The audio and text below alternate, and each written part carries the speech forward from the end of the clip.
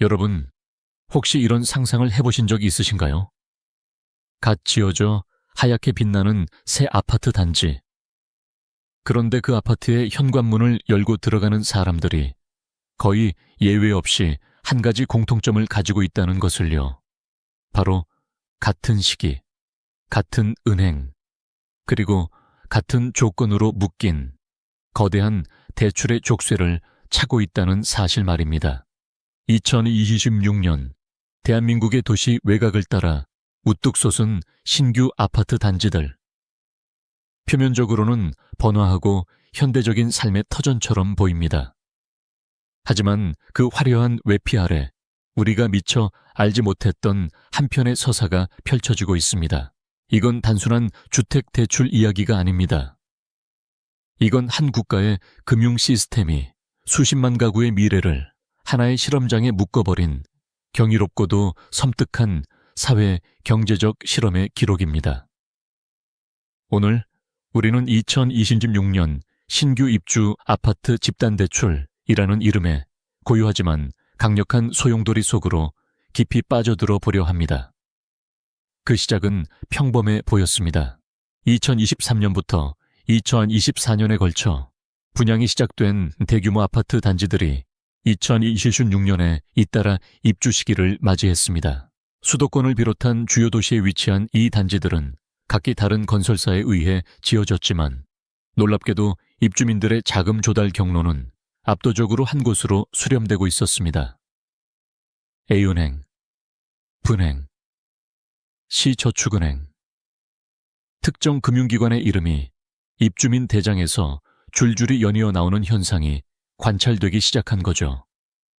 왜 그럴까요? 단순한 우연일까요? 아닙니다. 그 뒤에는 완벽하게 정교화된 한 시스템이 자리 잡고 있었습니다. 그것은 사전청약대출 연계 시스템이라는 이름으로 포장된 판매와 금융이 일체화된 새로운 비즈니스 모델이었습니다. 여러분이 아파트 청약 통장을 만들 때 혹은 분양센터에서 계약서에 도장을 찍는 그 순간 이미 여러분은 특정 금융권의 네트워크에 포획되고 마는 겁니다. 분양사와 금융사 간의 배타적 제휴가 그것을 가능하게 했죠. 저희와 제휴된 은행을 통해 대출을 받으시면 별도의 심사 없이 최대 금액, 최저 금리로 지원해 드립니다. 라는 매력적인 제안은 사실상 이 길 외엔 다른 길이 없다는 메시지와 다르지 않았습니다. 그 결과는 어마어마했습니다.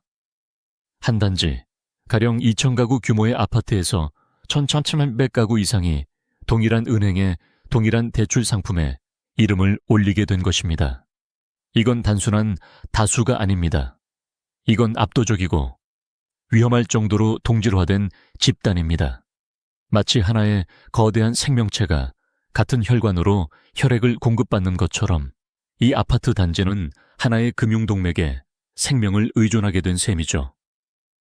그런데 문제는 여기서부터 시작됩니다.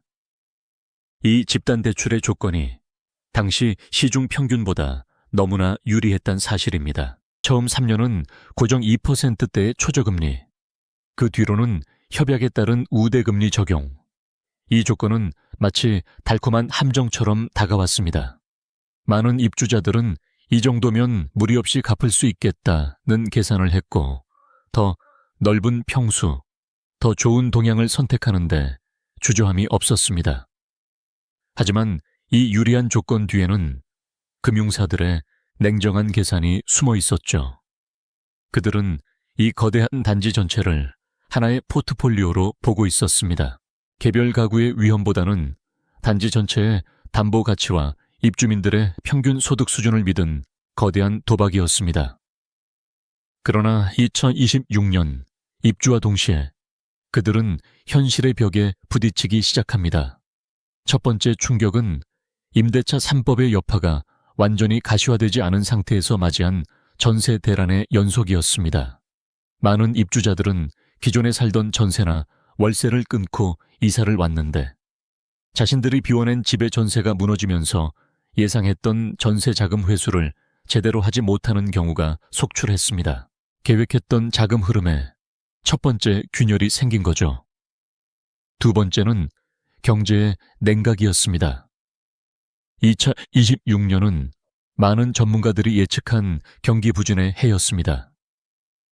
물가는 여전히 높은데 임금 상승률은 이를 따라잡지 못했습니다. 게다가 IT 버블의 조정기, 수출 부진 등이 겹치면서 예상치 못한 실직이나 소득 감소를 경험하는 가구가 생겨나기 시작했습니다. 가장 무서운 점은 이 위험이 산발적이지 않다는 것입니다. 같은 직장, 같은 산업에 종사하는 사람들이 한 단지에 몰려 사는 경우가 많았기 때문에 한 업계에 충격이 가해지면 그 충격이 단지 전체로 동시에 그리고 증폭되어 전파될 수 있는 구조였습니다. 세 번째, 그리고 가장 치명적인 것은 금리였습니다. 그 유명한 3년 고정금리 기간이 끝나갈 시점이 다가오고 있었습니다. 2026년 당시의 기준금리는 과연 몇 %일까요?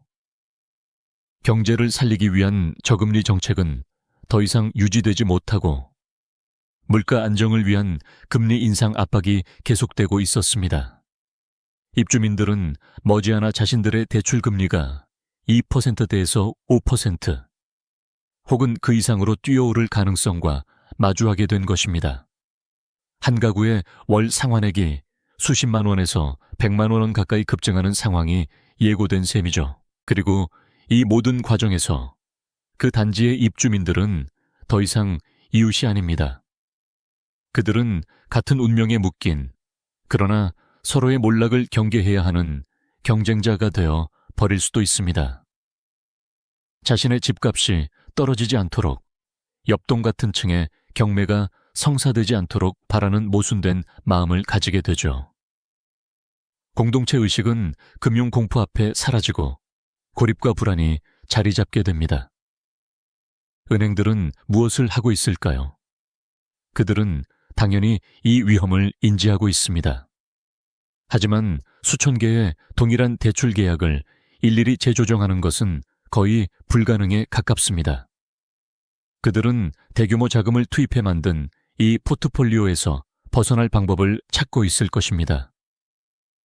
예를 들어 이 대출 채권들을 모아 다른 금융 상품으로 포장해 외부에 판매하는 유동화를 시도할 수도 있습니다.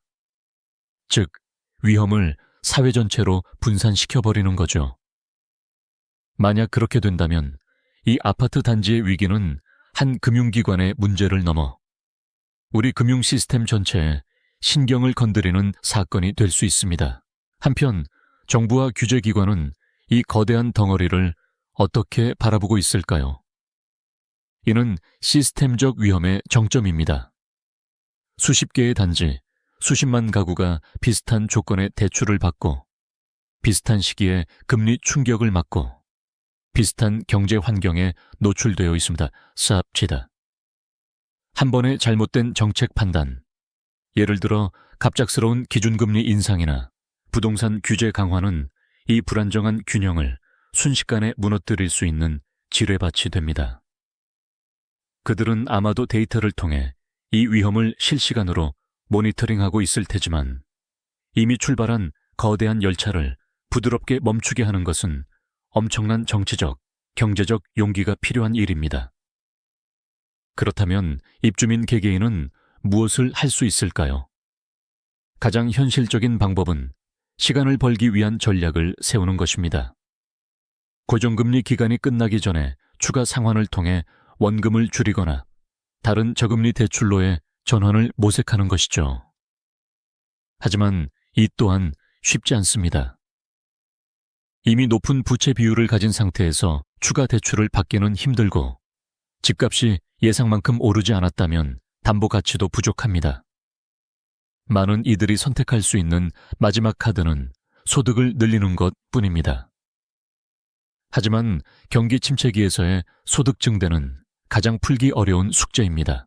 이 집단 대출 현상은 우리에게 무엇을 말해주고 있을까요? 이는 단순한 금융정책의 실패나 시장의 실수가 아닙니다.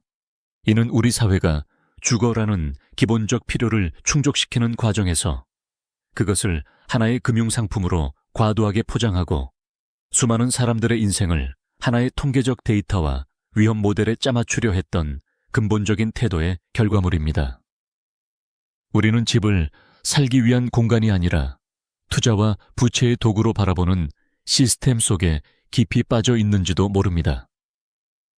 2026년 그 신규 아파트 단지의 밤은 여전히 화려합니다.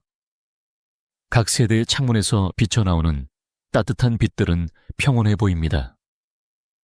하지만 그 빛 아래 수많은 가계부와 대출 상환표 앞에서 고민하는 사람들이 있습니다. 그들은 국가 경제지표의 한 줄이 되었고 금융기관 장부의 한 항목이 되었으며 정부 정책 평가의 한 숫자가 되었습니다. 그들의 개별적인 이야기, 꿈, 그리고 불안은 집단대출이라는 거대한 담론 속에 묻혀버렸습니다. 이것은 미래의 이야기일까요? 아니면 이미 시작된 현재의 이야기일까요? 2026년은 결코 먼 미래가 아닙니다. 지금 이 순간 분양센터에서 계약서에 서명하는 수많은 사람들의 펜 끝에서 그 미래는 조금씩 써내려가지고 있습니다.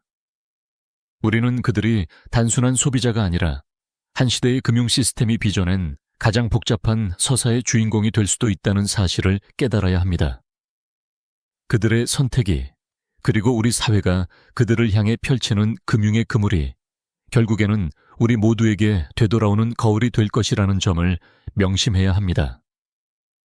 아파트의 새 빛깔은 시간이 지나면 누렇게 변합니다.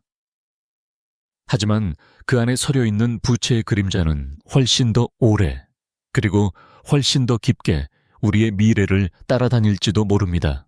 이것이 2026년 신규 입주 아파트 집단 대출이 우리에게 던지는 무겁고도 불가피한 질문입니다.